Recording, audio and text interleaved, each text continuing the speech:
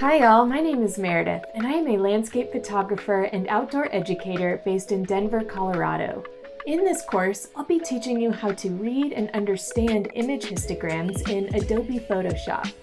Histograms are essential tools in digital photography, but they can be intimidating and confusing, especially to beginners.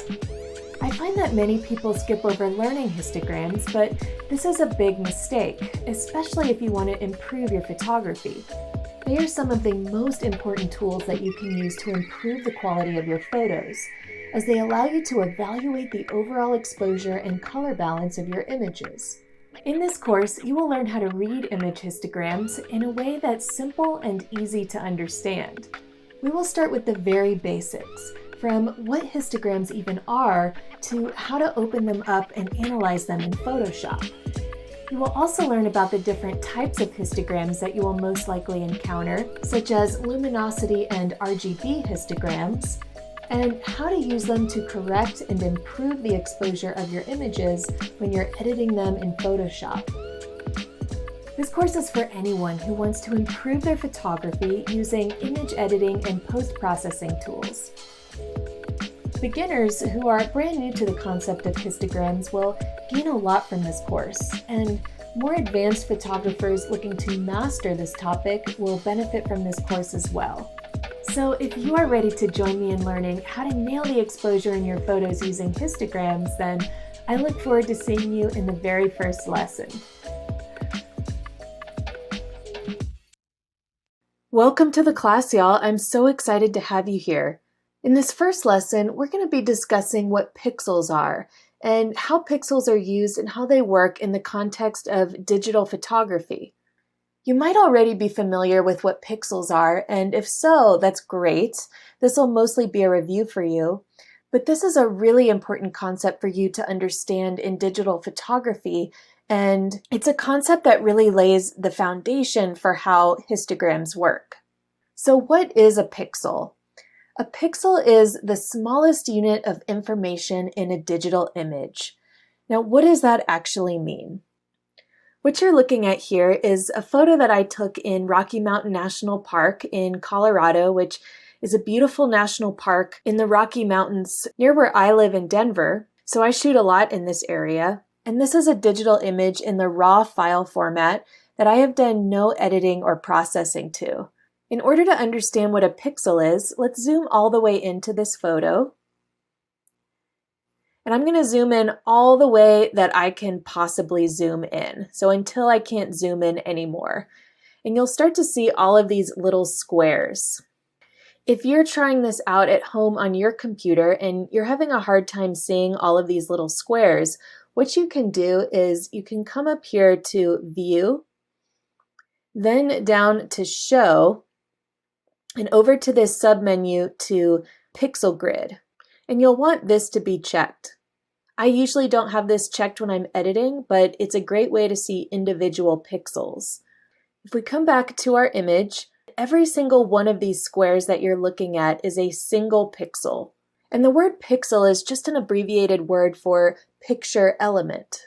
And each one of these pixels represents a single point in the image. And each pixel has two distinct qualities. The first is color, so each pixel has a single color. And the second is brightness. So each pixel has its own unique brightness level.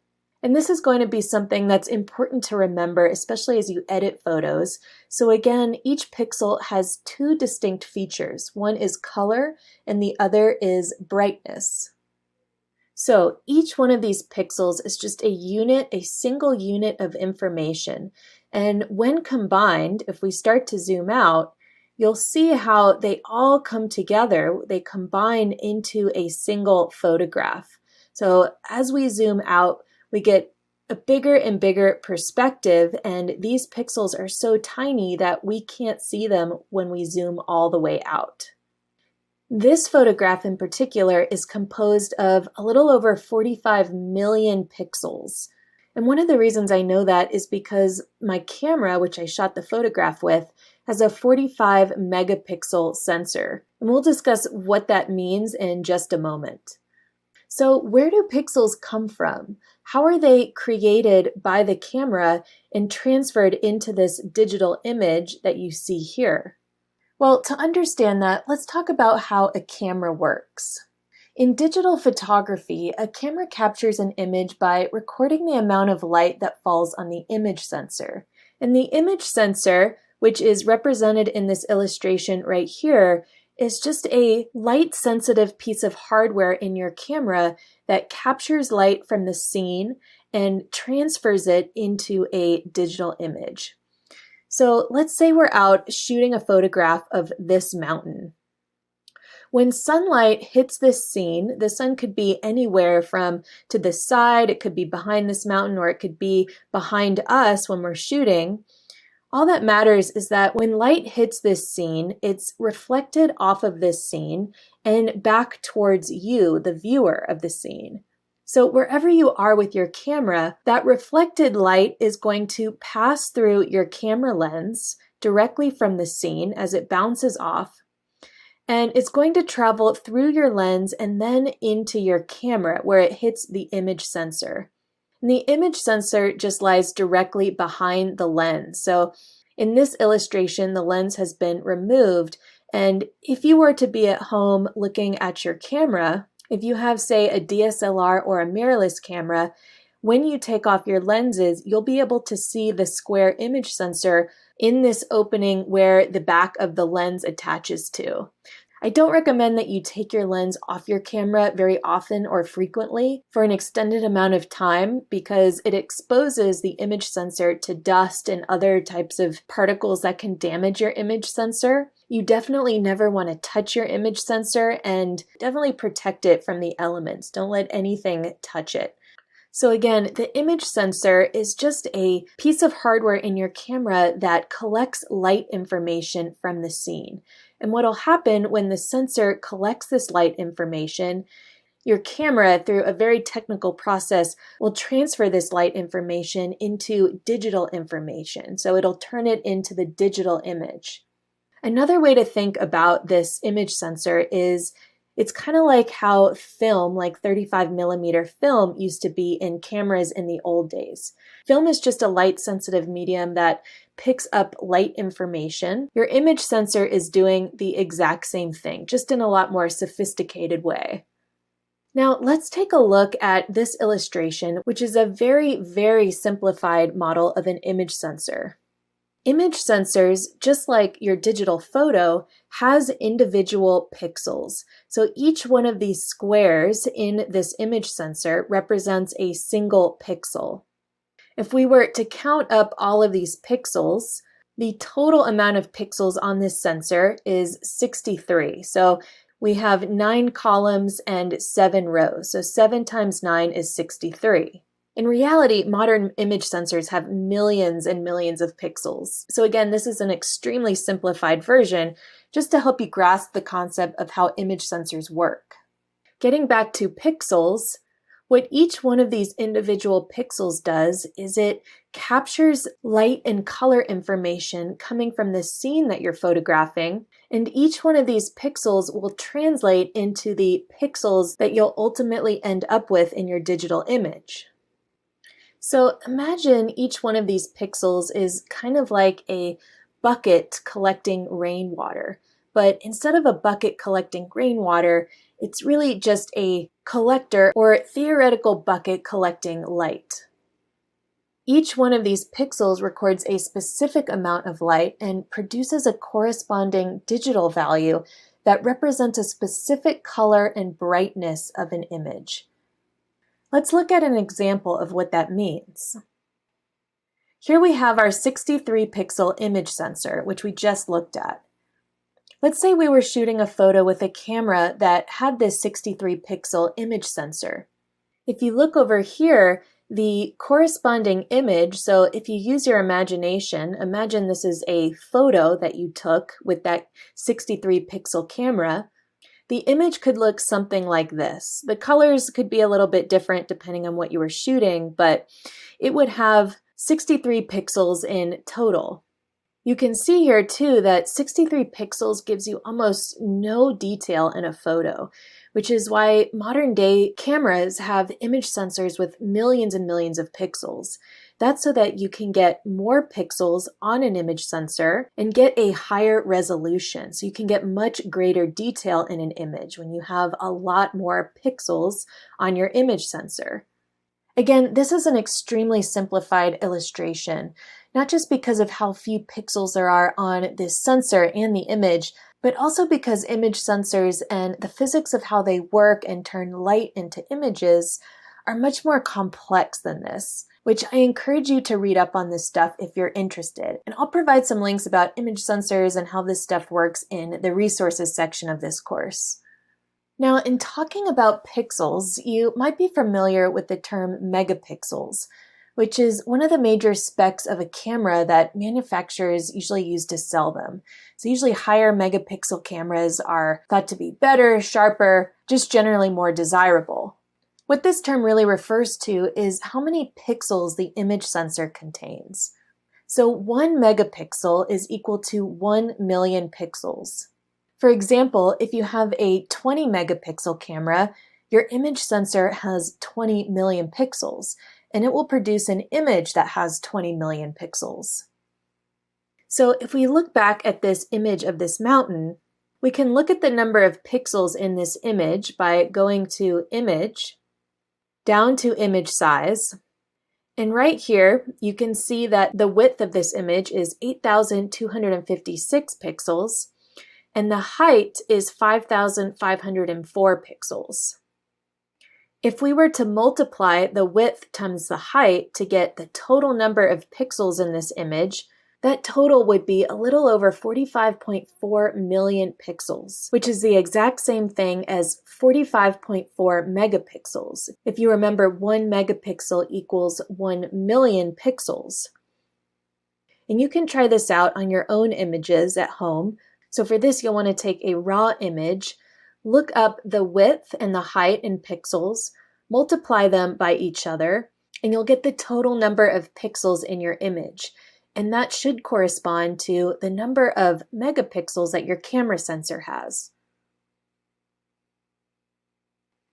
So to review, a pixel is just a single unit of an image. If we zoom all the way in, we start to see individual pixels, and each one of these pixels has a color and a brightness. And those two pieces of information were collected by your camera's image sensor, so the pixels on your camera's image sensor. So that's a general overview of pixels.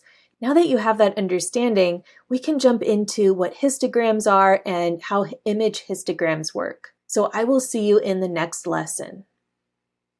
Welcome back to the class, y'all. In this lesson, you're going to learn what histograms are and how image histograms work. I find that a lot of people skip over what the histogram is when learning photography, and I really think that this is a big mistake. Histograms are an extremely important aspect of digital photography that'll help you to properly expose your photos both in the field and also when you're editing photos at home on your computer. Now, histograms do involve just a tiny bit of math, but don't freak out if you're not a math person.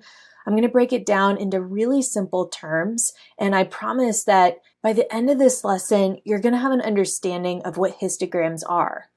Before diving into what an image histogram is, so the histogram right up here, let's first talk about what a histogram actually is. So histograms aren't something that are completely limited to digital photography. They're used in a lot of different ways outside of photography. Let's look at this illustration to help you understand what histograms are. What you're looking at right here is just a simple histogram. And a histogram is just a bar graph that's used to visually describe information or data. Let's take a look at an example of what that means. So right here on the left is a bag that contains 4 different colored marbles. We have red, blue, green, and yellow marbles. And as you can see, these different colored marbles vary in different amounts. So we have 3 red marbles, 5 blue marbles, 1 green marble, and 2 yellow marbles. What we can do using a histogram is we can map out or graph the frequency that each color of marble appears in this bag. If you look at the histogram, all we're doing here is counting the number of times a specific marble occurs and then plotting it using this bar on this graph. At the bottom here on the x-axis, we have the different colors or categories. Sometimes these are also called bins, which is really just a fancy term for category. And on the y-axis here, we have the number of times that the marble appears. So if we look over here, we have 3 red marbles. So this bar reaches the 3 on the y-axis. It's showing us that there are 3 red marbles.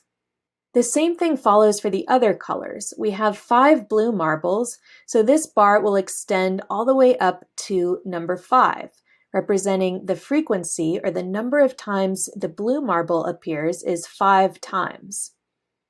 Same thing here for green. We only have 1, so it reaches up to 1 on the y-axis. And same for yellow, we have 2, so it reaches up to 2 on the y-axis. Now, we can use histograms in any situation where we have a set of data that can be broken down into categories, and then each one of these categories appear in a specific frequency.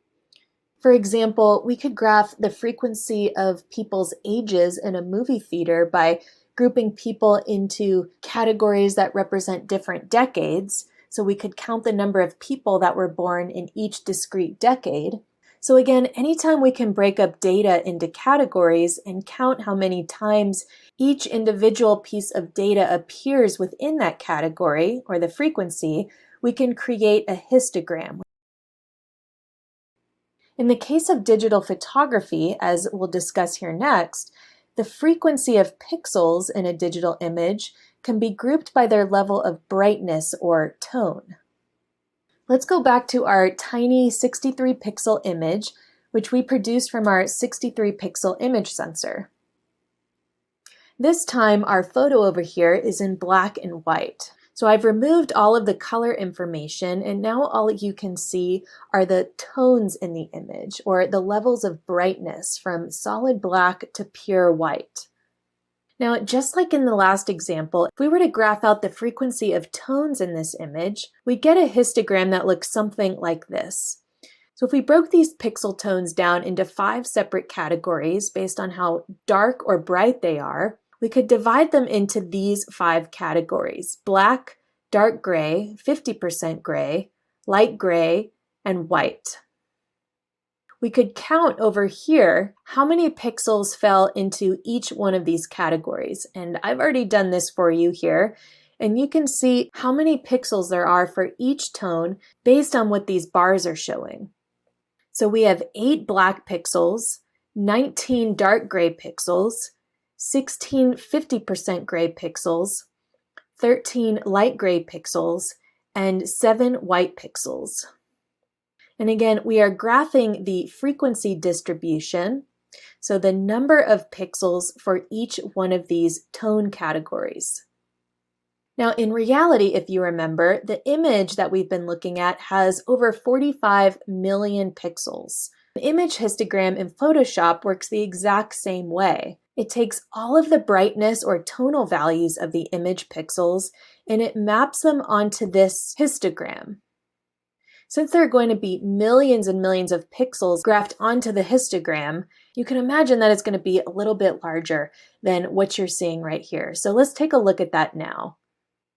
Back in our image, if we take a look at the image histogram up here, and if you see this little triangle with the exclamation mark, you can just click on it and it will refresh the histogram. It just updates it. And if you're not seeing your histogram open in Photoshop, all you need to do is go to Window, come down to Histogram and make sure that it's checked. In our previous example, we were looking at an image histogram for an image with 5 different pixel tones. And in reality, the histogram that you're looking at right here has 256 different tones graphed on it rather than 5. When Photoshop reads this image, it assigns each pixel in that image a tonal value or a brightness value, and it distributes them along this histogram, just like we saw in the previous example. But instead of just mapping 5 tones, we are mapping 256 tones. If you were to zoom all the way in on this histogram, you would see all of those 256 individual bars making up this histogram. But because there's so many bars packed in together in such a small space, it looks like a smooth curve. To better visualize what's going on in this histogram, let's take a look at this illustration. What you see here is depicting exactly what you see on your histogram in Photoshop, broken down into everything that's going on. In this example, you can see in a little bit more detail how the tones have been graphed out from black, so 0 being pure black, which in this particular histogram, there are 0 bars at 0, which means there are 0 black pixels in this image. And if we move all the way to the right, we reach pure white. So the 255th bar would represent pure white. And here again, we don't have any pure white pixels because we don't have a bar right here representing any white pixels. And again, each one of these bars is counting how many pixels in an image are at each one of these tones. If we were to pick out a single tone here, so around middle gray, a little bit darker, this single red bar represents the number of pixels a little bit darker than 50% gray. Now, these ranges of pixel tones can be broken up into 5 different ranges. So here we have the blacks, which is the range of the darkest tones. A little bit lighter is the shadows. In the middle or the medium light tones, we have the midtones. Our lighter tones are going to be the highlights, and the lightest tones are the whites. Let's go back to our image. Now, if we look at this histogram, we can see a spike in the highlights and then a large amount of pixels and a spike here in the darker tones. Looking at this image, we can see that all of this light area up here in the sky is probably what's causing this spike in the lighter tones. So all of these are going to be highlights and whites. We don't have too much in the midtones, just a little bit in the midtones, but the bottom part of this photograph that takes up the majority of the photograph are darker tones. So shadows down in here and really dark, so blacks down in here. Now, one of the most important things for you to understand when you're learning histograms is how to correlate what you're seeing in the image to the histogram and vice versa, just like I showed you. And we'll be going through more examples of how to do this in future lessons, but I want you to start paying attention in your photos. If you have a photo open in Photoshop, pay attention to how the lightest part of your photo corresponds to the histogram and how the darkest parts correspond to the histogram. Now, one thing I want to mention right here, you can see how this spike in the shadows and the blacks kind of gets cut off right here.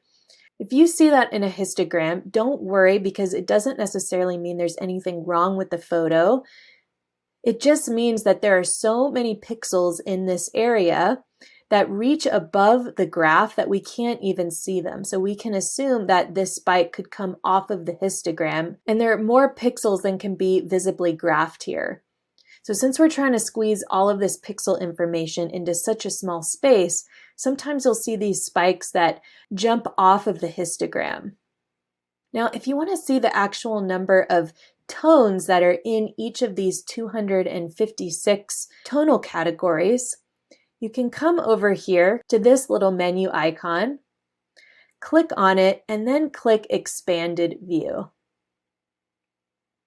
Now you'll see an option to select different channels, and don't worry about all of these channels now. I'm going to click Luminosity. We're going to talk about what these different channels mean in a future lesson.